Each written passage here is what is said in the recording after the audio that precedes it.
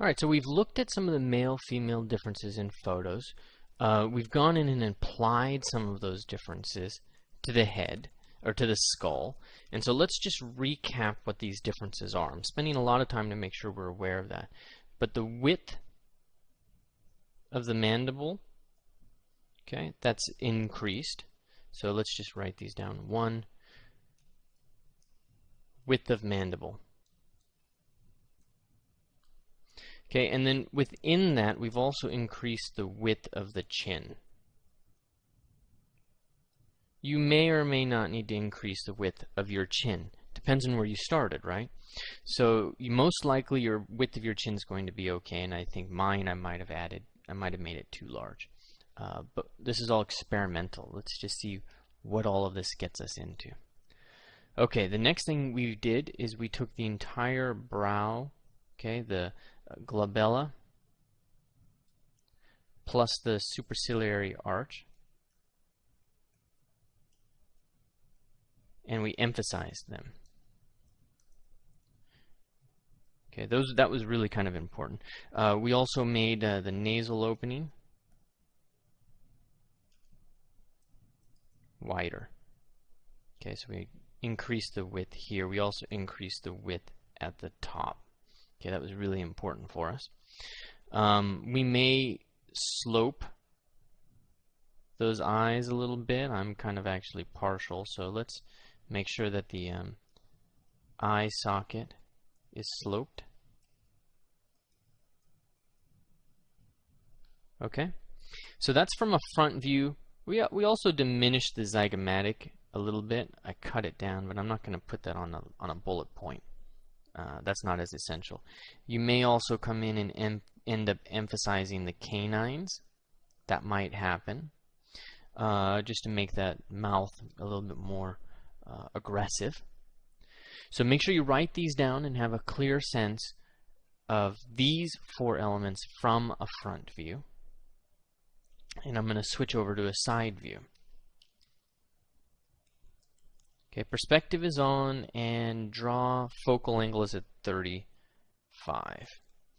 Alright, so the other thing, the glabella gets hugely amplified and the forehead slopes back. So forehead slope.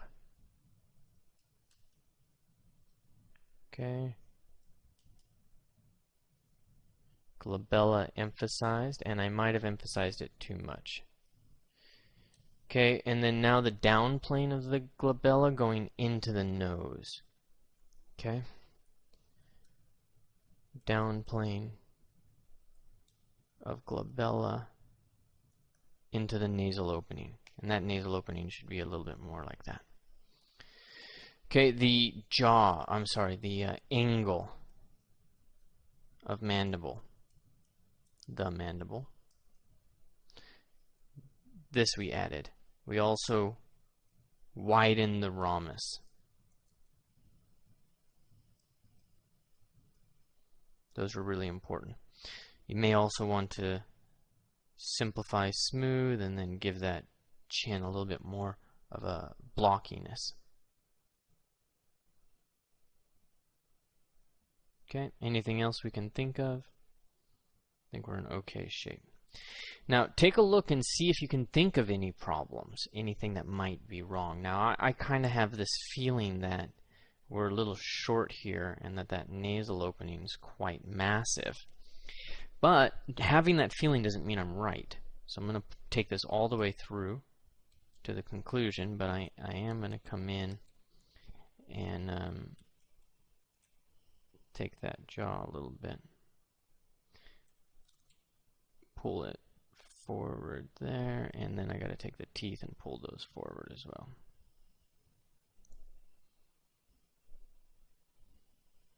Okay, and while we're here, I'm going to pull that back and leave room for that lateral cartilage.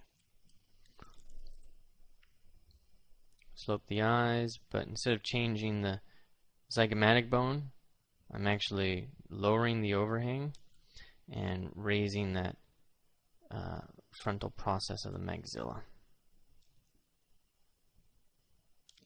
Okay, get that down plane transition into the nasal bone a little more emphasized. And then I'm going to give one more really important distinction. No, it looks like I got it. You want to make sure that that glabella is not raised too high. Keep it down, keep it over the eye. Slope that forehead back, more like Julius. Don't forget the sagittal crest. And maybe pull in and flatten the back. If you take the hair off of all humans, you'd see a huge variety in skulls. So it's kind of hard to go wrong, to be honest with you. We just need to make it believable, though. But man, there's a lot of unbelievable skulls out there floating around. Maybe you have one. You haven't seen my skull. My glabella is probably larger than this guy's. Quite dominant.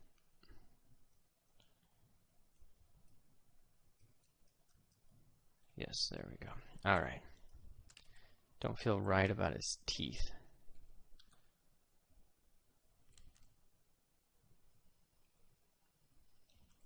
Okay, done enough.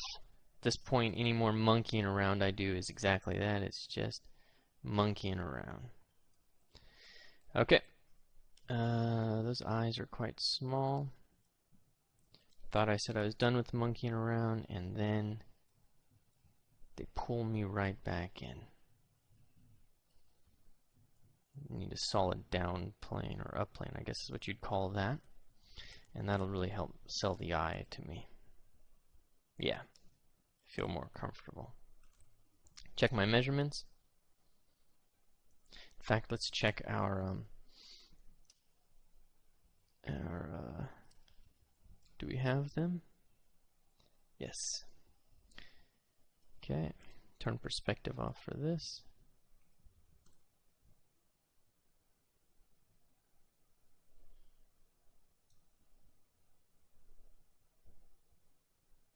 Width of the eye, that's not the one I want. Alright, so pupil to lips. So it looks like we're in a little bit of trouble. Those lips need to go higher up. Ruler, tip of the nose to the pupil of the eye, that one works. We're getting there. And so everything's saying the lips need to go up, which is part of what I'm wondering as well.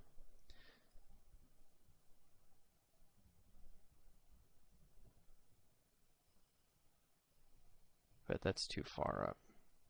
Let's let it play. Okay, save it.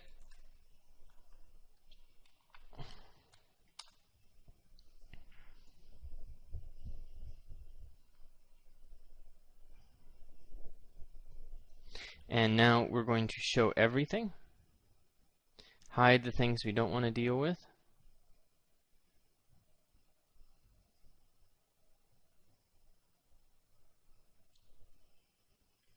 And go into transpose master. Okay, and one piece at a time is what we want to be adjusting. So I want to show the skull and say the orbit of the eye and the eyeballs. Yes, that's two pieces. Let's hide the eye. And I'm going to use move, and symmetry is on. And let's use topological masking to quickly make a mask. If you're not familiar with what I just did, I'll do it again. Move, scale, or rotate, and then you click on the part you want masked, drag to a different part. It's just a very easy way to mask, and then you go back into draw. Okay, we moved that forward a little bit. We sloped the brow a little bit.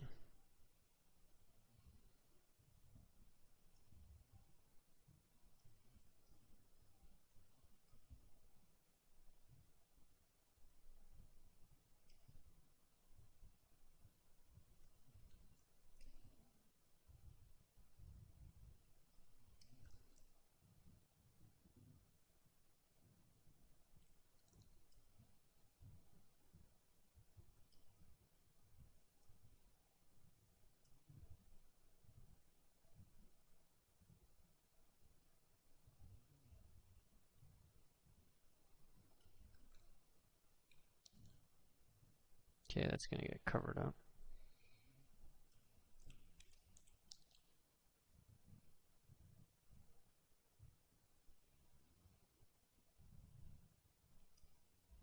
And in. Okay. We'll leave the eye. It's a separate beast. Temporalis, ear are all going to be roughly the same.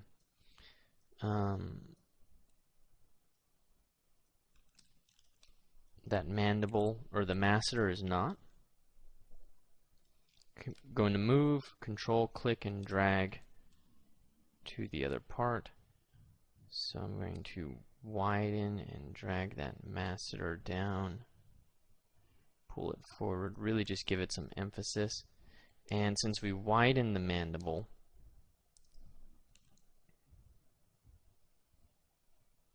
we really got to give it some love there too.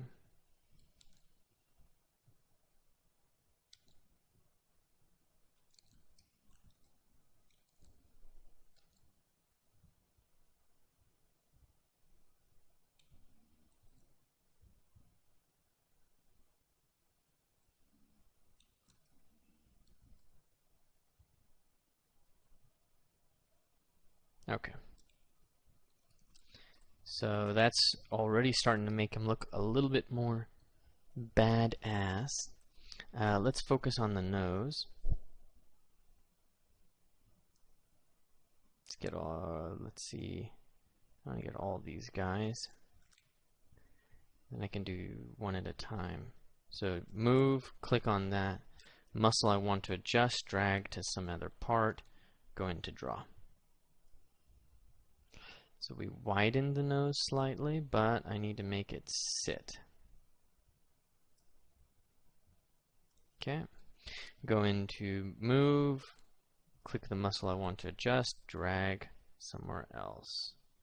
So we really sloped that under part of the glabella.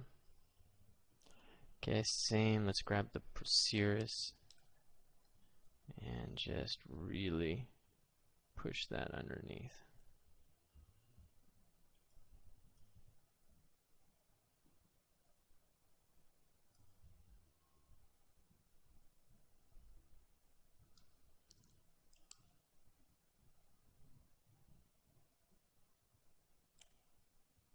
Okay, I'll push those guys in a little bit. Okay, move lateral cartilage and start to shape that. Of course, now the nose is going to be this different beast, not going to be anywhere near as subtle as in a female. So let's give it a definite outward descent. We're going to increase the size of the alar cartilage, as we noted in Julius's photo. I'm also going to increase the width of that base, and also along the top, because we already noted that we increased the width of that nose. Okay, alar cartilage. Alar cartilage is going to get bigger in terms of the top.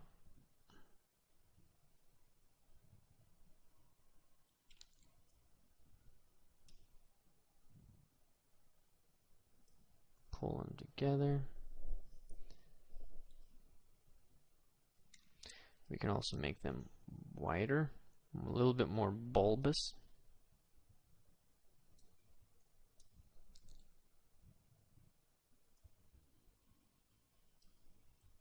And let's make them a little blunter.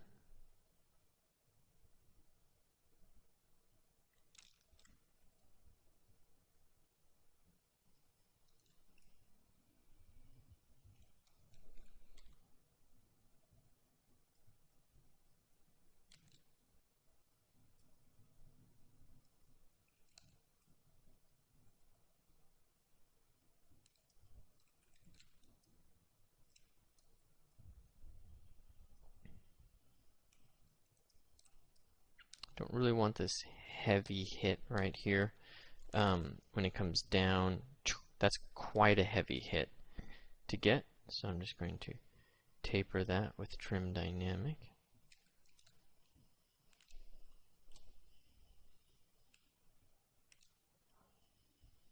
But I do want to leave it kind of on the bulbous side.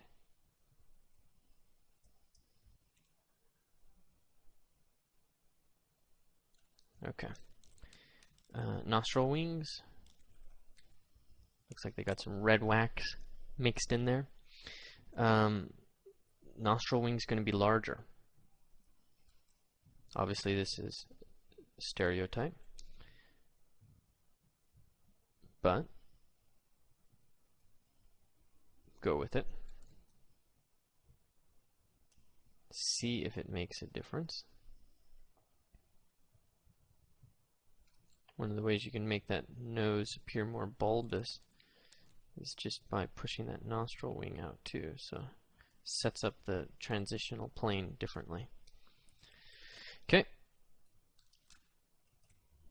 Showing everything. Again, we're going to move those eyes separately, but now I need the corrugator. I'm going to push those in. Okay, and then I need the frontalis. And I just want to make sure that it is setting on that forehead. So we pushed the slope of that back quite a bit. So you kind of have to push it until it penetrates and then pull back. Oops.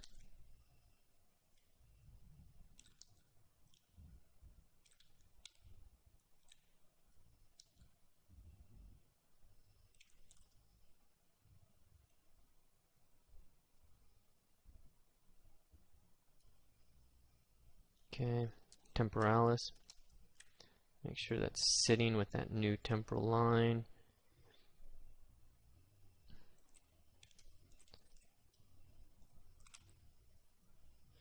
Corrugator's still in trouble.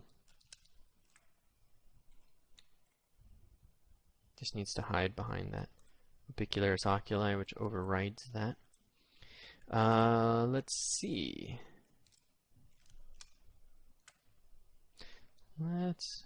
Yeah, we need the mandible. And let's get this guy as well. Boom, boom.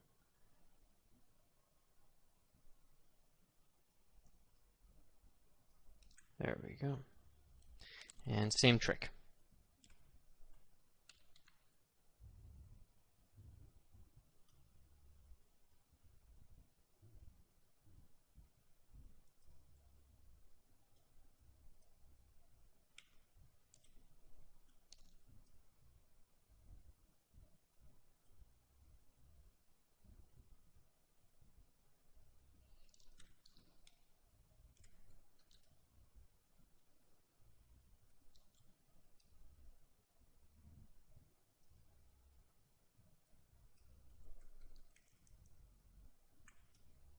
Okay, I'm sorry, I just totally stopped talking. I am just connecting parts and pieces. I'm not adjusting the mouth yet.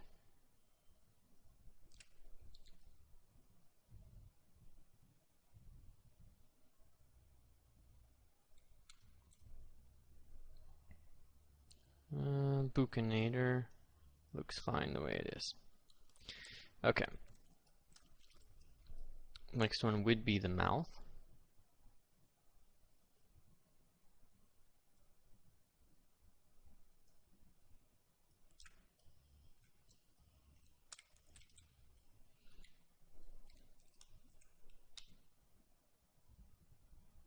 Okay, don't need to really change the width of it, but the thickness of these lips is something that's going to get changed.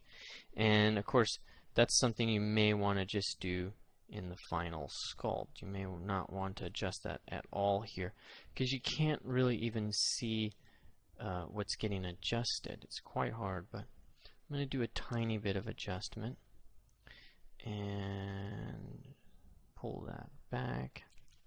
I'll leave it at that. The other ones, the depressor anguli. Let's make sure that is going to get affected because we widen the mandible.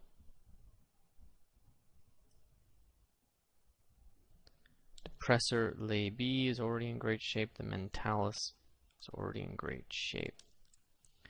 The rasorius could, technically speaking, pull out more.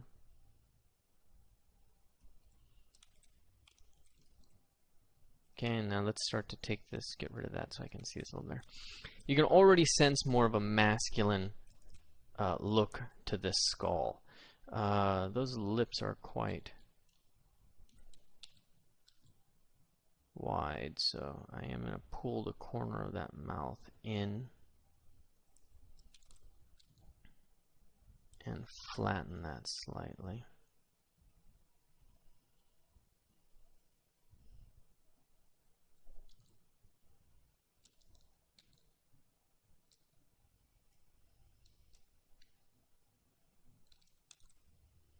Okay. Already starts to look masculine. So now we need to project this, or sorry, transfer this into the model. So let's go ahead and do that now. We're just going to go T-pose to subtool.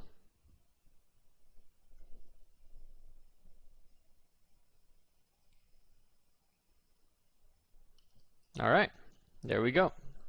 Subtools off to the side. And that is definitely a more male face. Definitely. Let's bring in the other one. Let's turn perspective on. A lot of that's just that jaw. That's what made a big difference. But let's save this real quick. And let's bring in our female. That one right there.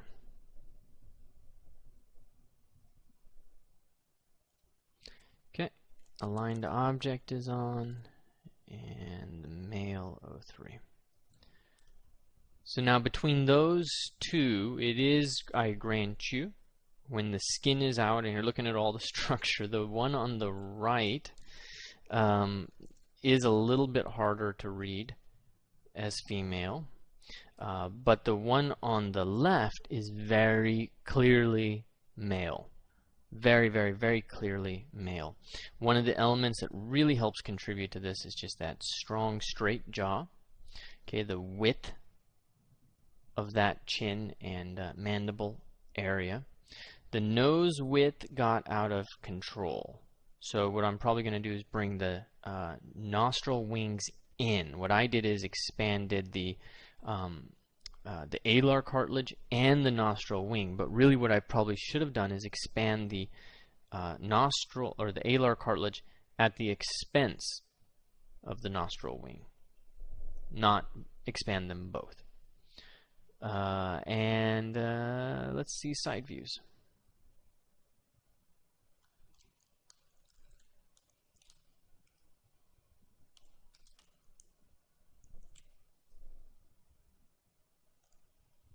Okay, you can clearly see the glabella. Nose is definitely more male with a higher hit, harder hit there. Okay, jaw, a little straighter, a little rounder. Oops, get a better line there. Rounder, gentler, more pointed. So pretty cool. Easy to distinguish identifiers. You want to do this a few times, make sure you're right. But now in the next section, let's take a look at actually sculpting that male head.